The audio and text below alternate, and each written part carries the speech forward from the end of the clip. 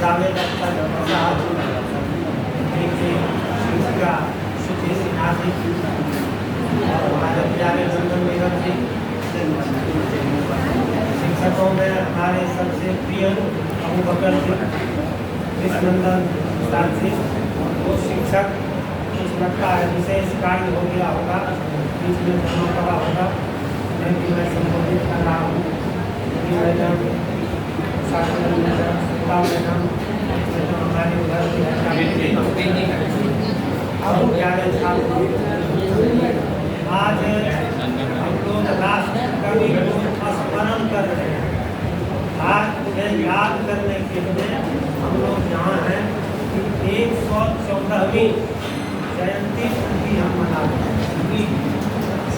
जयंतियाँ हम लोग मनाते ही हैं, जो हमारे महापुरुष कवि हैं, साहित्यकार हैं, लेखक हैं, वो हमारे संस्कार। इस क्रम में हम उनके जीवन से रूबरू होते हैं, उनकी कृतियों से साक्षात्कार करते हैं कि आखिर राष्ट्र कवि ने क्या दिया हमें जो हम इतना सम्मान उनको देते हैं। उत्तर छायावाद के कवियों में जो 4-5 कवि हुए, उनमें 2 कवि काफी लोकप्रिय हैं, हरिवंश राय बच्चन और रामधारी सिंह दिनकर। लेकिन दोनों की धाराएं अलग अलग हैं। रामधारी सिंह दिनकर इसलिए लोकप्रिय हुए कि उनकी आवाज जनता की आवाज है। उनको राष्ट्र और संस्कृति की चिंता थी। और हमारे बच्चन जी काफी लोकप्रिय हुए युवाओं में, खास करके मधुशाला नामक पुस्तक लिखकर। तो दोनों के काव्य का विषय अलग अलग भले हैं, लेकिन दोनों लोकप्रिय हुए हिंदी साहित्य के। तो छायावाद की कुहेलिका से हिंदी कविता को जिन कवियों ने बाहर निकाला, उनमें राष्ट्र कवि रामधारी सिंह दिनकर का। हमारे बच्चों ने उनके जीवन के बारे में कुछ बताया, मैं कुछ अनछुए पहलुओं की चर्चा की। जो बच्चे ने बताया बहुत कुछ उनसे छूट गया होगा, तो उन पर मैं चर्चा करूँ। दिनकर जी का जन्म आपने देखा 23 सितंबर 1908 को हुआ। उस समय का मुंगेर जिला हुआ करता था, बेगूसराय जिला नहीं बना। और किसी किताब में आप पढ़िएगा कि बेगूसराय जिले में, लेकिन वर्तमान में यह बेगूसराय जिला है, लेकिन आपको जानना होगा कि उस समय का मुंगेर जिला कितना बड़ा जिला। एक अत्यंत साधारण गरीब परिवार में उनका जन्म हुआ। उस समय गरीबी थी, आप सभी जानते हैं, आजादी के पहले गरीबी बहुत अधिक है। और खास करके जो किसान परिवार से आते थे, उनकी जो आर्थिक दशा थी वो बहुत ही चिंता थी। तो दिनकर जी की आरंभिक शिक्षा गांव की पाठशाला में, और मैट्रिक करने के लिए चूँकि सिमरिया से बेगूसराय की दूरी काफ़ी है, और उस समय शायद उस तरह का स्कूल भी नहीं होगा बेगूसराय में, और सिमरिया से मोकामा काफ़ी नज़दीक, और उस समय पुल नहीं बना था, ये भी ध्यान रखिएगा। पुल का उद्घाटन नेहरू जी ने 1964 में किया था, जो राजपुर पुल है। तो उस समय स्टीमर चलता था, स्टीमर से ही आवागमन होता था, और कभी कभी काफ़ी देर हो जाती है। दिनकर जी प्रतिदिन जाते थे स्टीमर से पढ़ने के लिए, कभी कभी देर भी हो जाती थी। और उस पढ़ाई के क्रम में जो उन्होंने कष्ट झेला, उसकी चर्चा मैं करना इसलिए चाहूँगा कि कभी कभी गरीबी भी बदनाम से गर्मी के दिनों में भाग बहुत दूर चला जाता है। स्टीमर जो है वो बहुत किनारे नहीं जा पाता, आपको बालू में चलना होगा। उनके पास जूते नहीं थे, चप्पल नहीं थे, नंगे पाँव जाते थे। तो झाऊ का कुछ पत्ता वो पास में रख लेते थे, तो वो पहले दौड़ते थे, उस उसके बाद भी अगर वह असह्य हो जाता था, तपने लगता था बालू, तो झाऊ का पत्ता आगे रख देते थे, उसके बाद आप उनके संघर्षों को याद कीजिए कि किस तरह से संघर्ष करके आदमी कोई बड़ा बनता है। वहाँ से उन्होंने मैट्रिक की परीक्षा पास की और हिंदी विषय में पूरे जिले में उनको सर्वोच्च स्थान प्राप्त हुआ। यानी पूरे मुंगेर जिला में हिंदी में उतना अंक किसी को नहीं आया और इसके लिए वो पुरस्कृत भी हो चुके। अब आगे की पढ़ाई करनी थी, आर्थिक दशा तो ठीक ही नहीं, लेकिन पिता ने हिम्मत बहुत काटी कि आगे की पढ़ाई शुरू कर। तो बिहार का प्रतिष्ठित कॉलेज आर्ट्स के पटना कॉलेज में उन्होंने दाखिला किया। और आप सब जानते भी, आपने कहा भी है कि इतिहास प्रतिष्ठा में उन्होंने नामांकन किया और जब सम्मान की डिग्री उनको प्राप्त हो गई, उसके बाद अब चिंता हुई कि आगे की पढ़ाई कैसे होगी, क्योंकि पिता है नहीं, घर में कोई कमाने वाला है नहीं, घर में जवाबदेही बहुत बड़ी है, कैसे होगा। इन्होंने निर्णय लिया मुझे आगे की पढ़ाई नहीं करनी। बेगूसराय जिले के प्रतिष्ठित और धनी मानी व्यक्ति थे काशी प्रसाद जायसवाल। मुझे लगता है उन्हीं के नाम से काशी प्रसाद जायसवाल को संस्थान बना। उनको जब मालूम हुआ तो उन्होंने दिनकर जी को बुलाया। दिनकर जी गए, कहा कि तुम अगर आगे की पढ़ाई करना, सुना है कि तुम आगे की पढ़ाई नहीं करना चाहते हो, जी क्यों? क्योंकि मेरी आर्थिक स्थिति जायसवाल जी ने कहा कि तुम्हारी पढ़ाई में जितना खर्च होगा वह खर्च मैं वहन करूँगा, तुम आगे की पढ़ाई करो। लेकिन दिनकर जी के स्वाभिमान को यह स्वीकार नहीं, उनको लगा कि यह तो सब उनका ऋण हमारे ऊपर आ।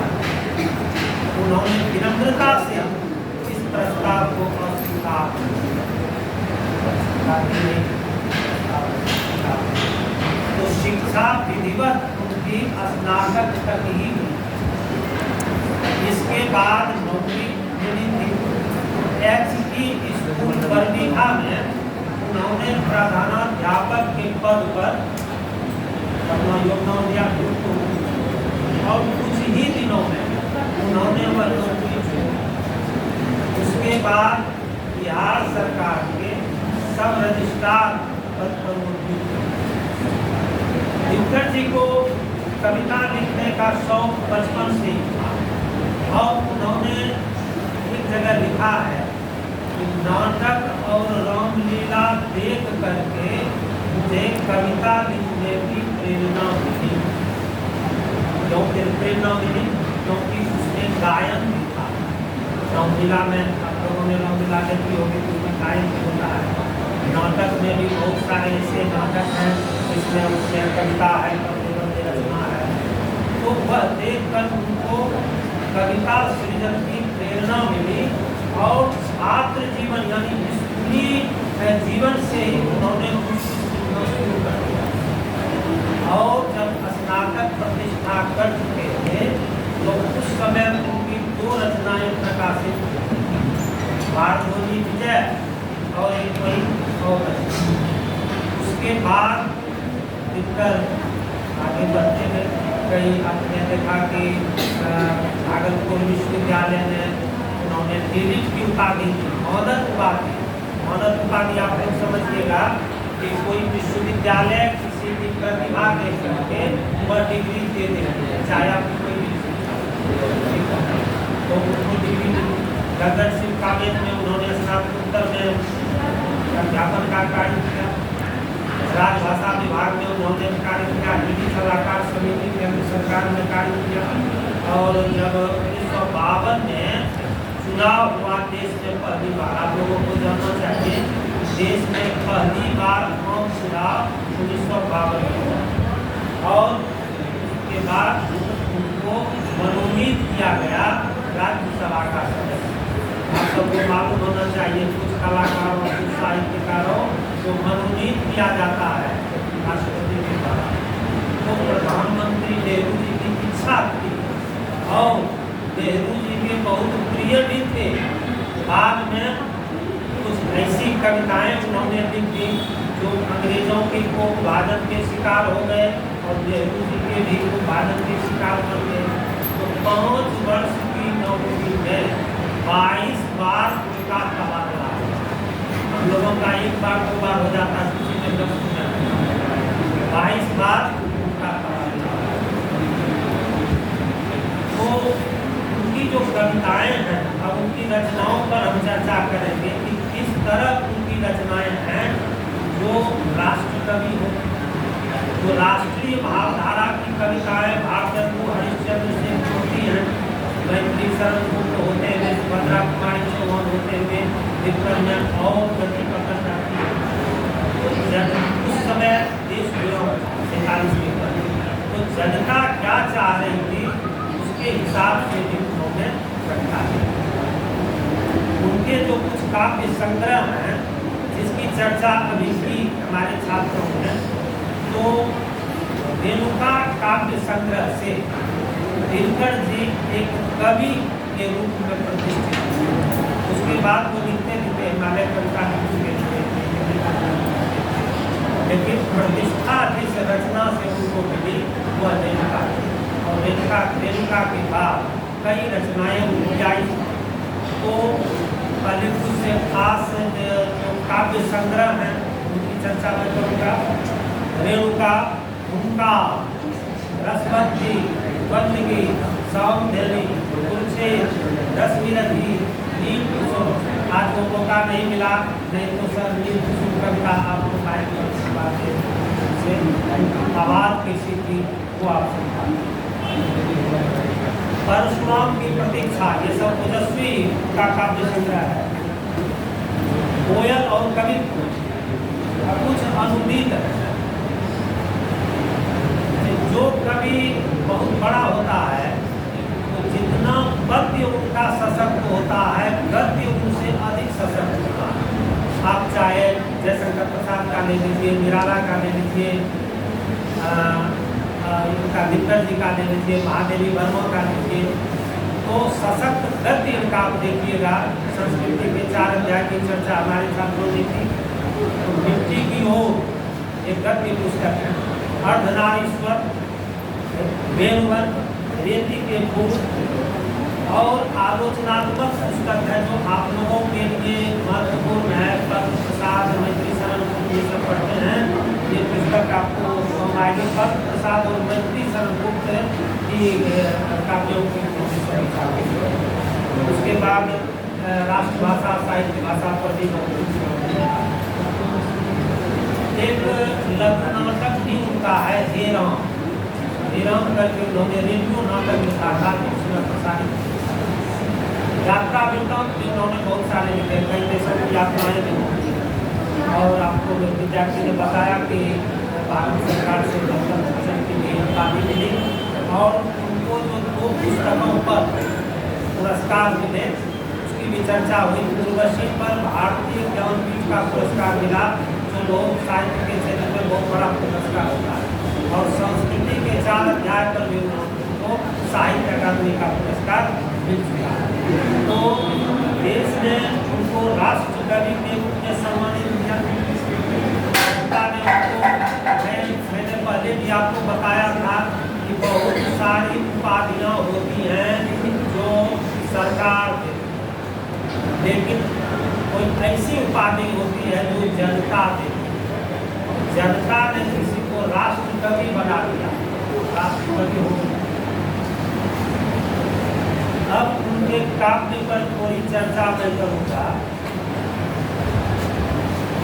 संस्कृति के 4 अध्याय बड़ी मोटी पुस्तक है, भाग में है। उसमें हमारी सांस्कृतिक एकता के बारे में बताया गया है कि भाषाई विविधता है ना, वेशभूषा की विविधता, सब कुछ की विविधताओं के बाद भी भारत एक है। जितनी विविधताएं हैं, जाति की विविधता, भारत की विविधता, क्षेत्रीय विविधता के बावजूद भारत एक है और वही सबसे बड़ी शक्ति भारत है।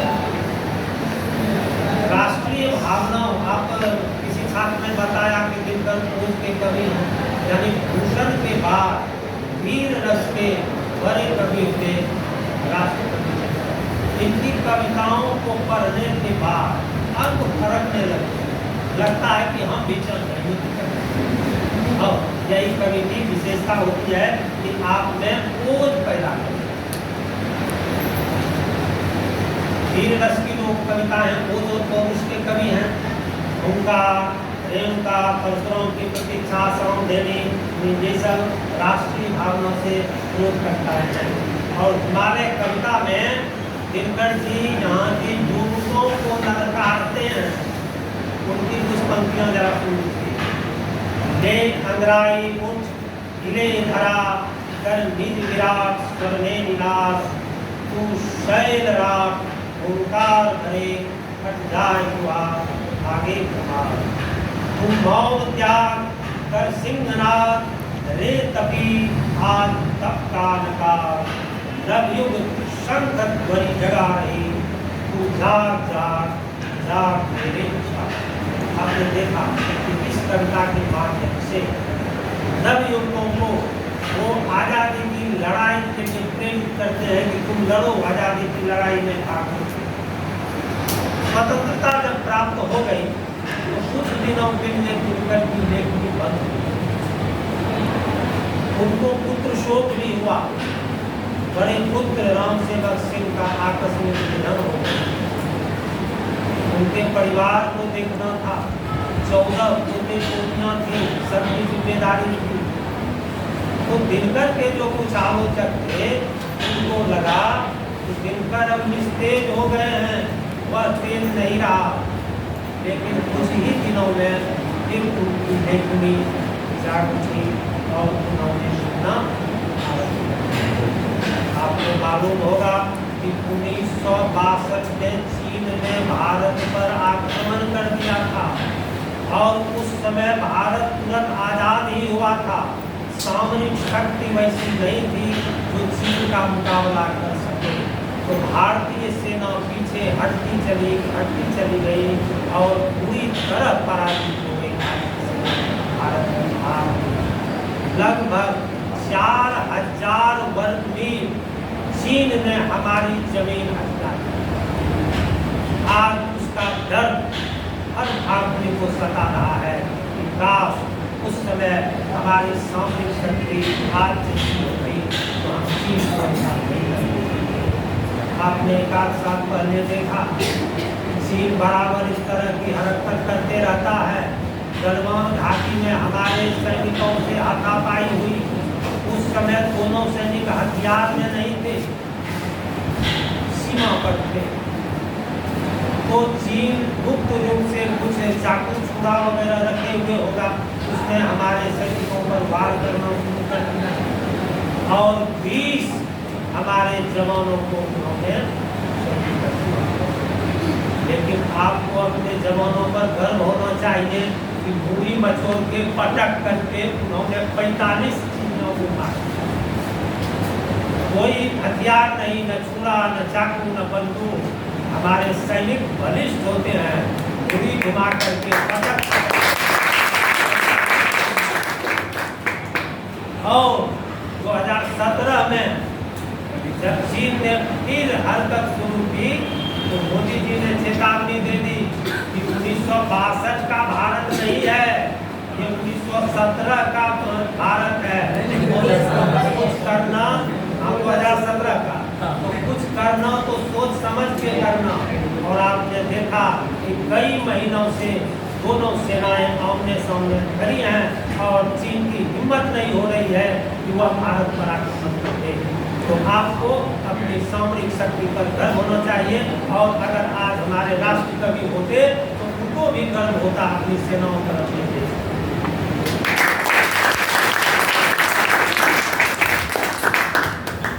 तो जिस समय आक्रमण किया था चीन ने भारत पर 1962 में, उस समय जो दिनकर ने लिखा वो पंक्तियां सुनिए।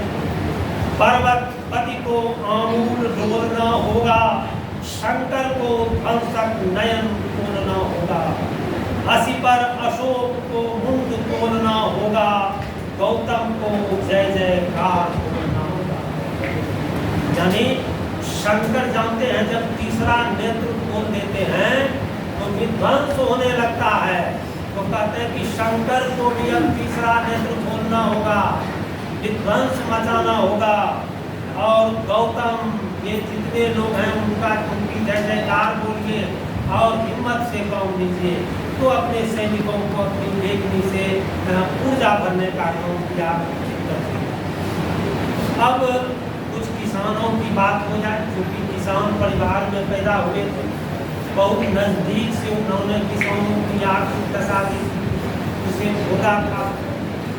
तो किसानों के बच्चे दूध पी के भूख से बिलख रहे हैं। आप लोगों ने कभी नहीं देखा हो, सुना होगा कि भूख से बच्चा कैसे होता है, कैसे आप अभी सभी संपन्न हो गए हैं, सरकार भी चुनाव दे रही है कि कोई क्यों मरेगा तो भूख से रोए, लेकिन उस समय बच्चे को दूध नहीं मिलता था, वो भूख से रो रहे हैं। और दूसरी तरफ जो धनी वर्ग हैं वो कुत्ते को दूध पिला रहे हैं। दिनकर जी का आक्रोश टूट पड़ा।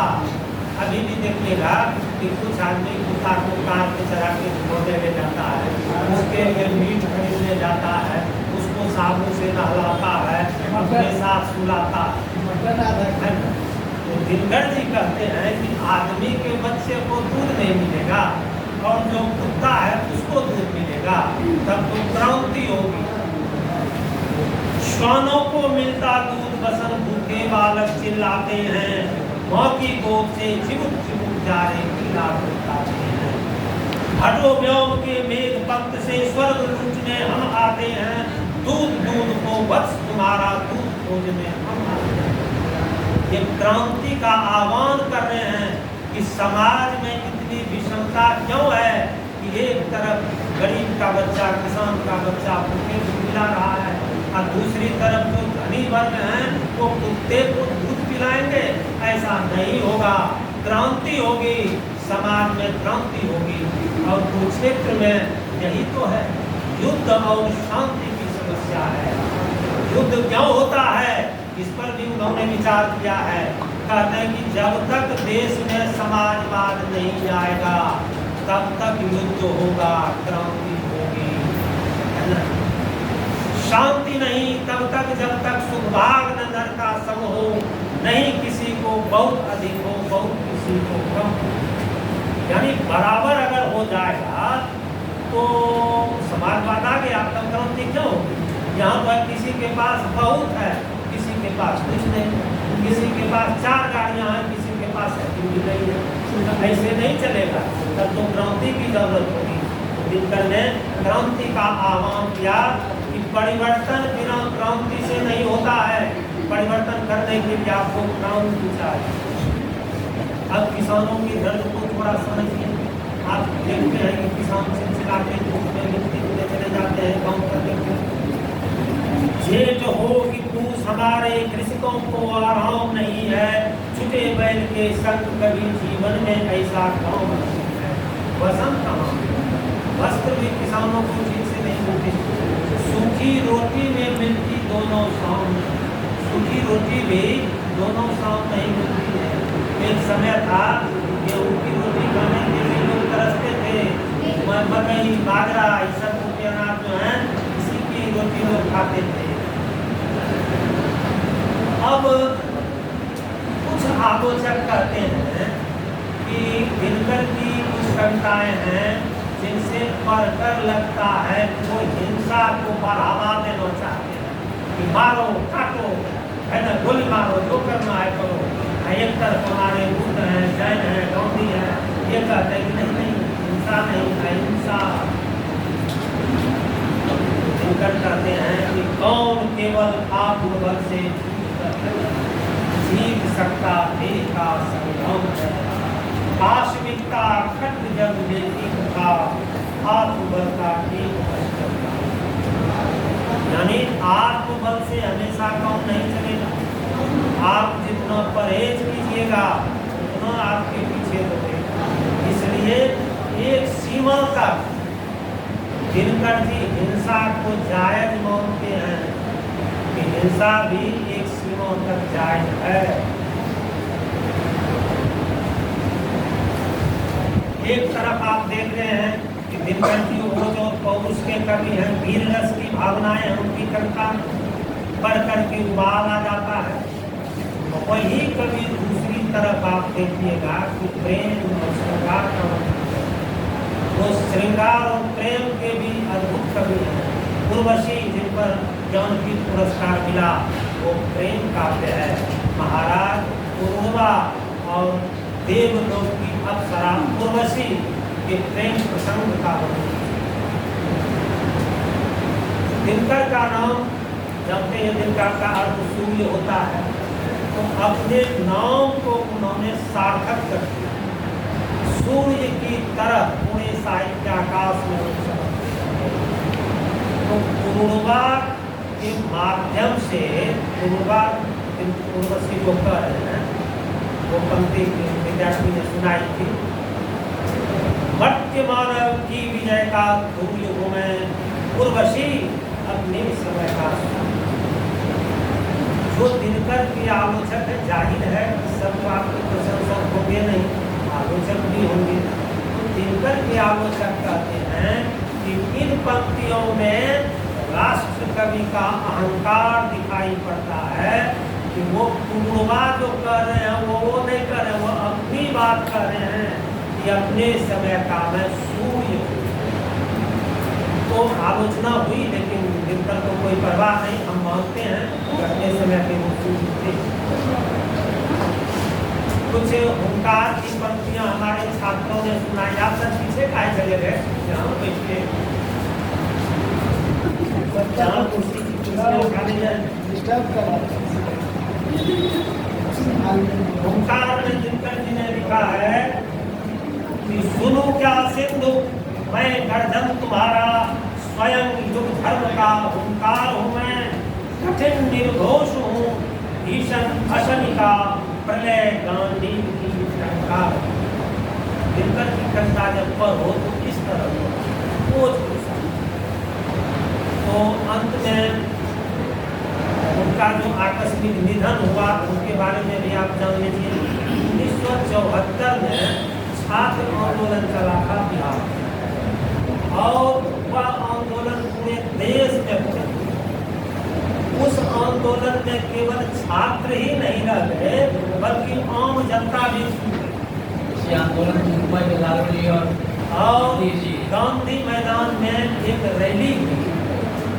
कहते हैं कि उस रैली में गांधी मैदान का छप्पा छप्पा भर गया था। आजकल तो भाड़े पर लोगों को बुलाया जाता है, पैसा खर्च करके, तब भी गांधी मैदान का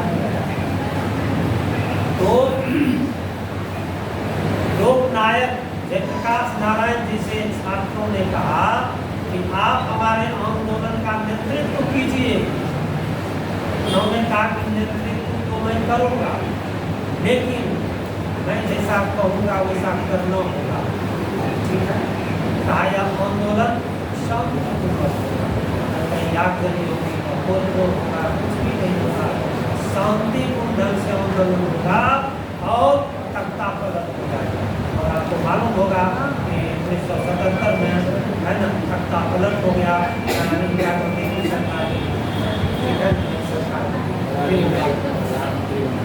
तो 1974 में छात्र और आम जनता आशा कर रही थी कि दिनकर जी अब कब इस पर कुछ लिखेंगे, उनकी लेखनी इसमें क्या कर रही है, क्योंकि अन्याय के विरुद्ध तो वो शुरू से लिखते रहे, लड़ते रहे।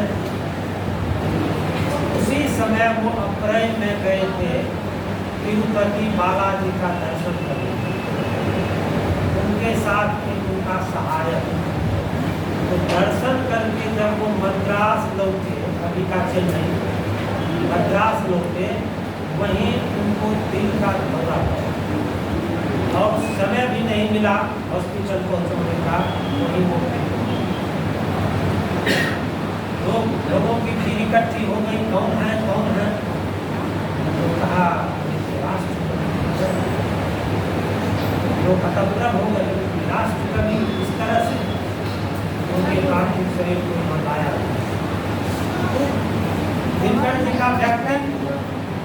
आपने कभी देखा होगा उस आदमकद की प्रतिमा या पूरी कोई तस्वीर, तो उनका व्यक्तित्व बहुत विराट था, बहुत लंबे थे, आवाज़ इतनी कड़ी थी कि जो बोलने में लगता था कि आवाज़। तो दिनकर जी को आज हम स्मरण कर रहे हैं, उनके जीवन पर हम लोगों ने आज चर्चा की, उनके व्यक्तित्व पर चर्चा की, और आगे भी हम लोगों को मौका मिलेगा तो अगले साल भी हम लोग मनाएंगे। कभी कभी क्या होता है कि आदमी जो सोचता है वह हो नहीं सकता। हम लोगों ने सोचा था कुछ और वो हो गया कुछ और, अब आयोजन की योजना हुई, लेकिन इस पर वो नहीं था, नहीं हुआ। लेकिन आज जो आप लोगों ने दिखाया क्या अब आप लोगों को धन्यवाद देता हूँ।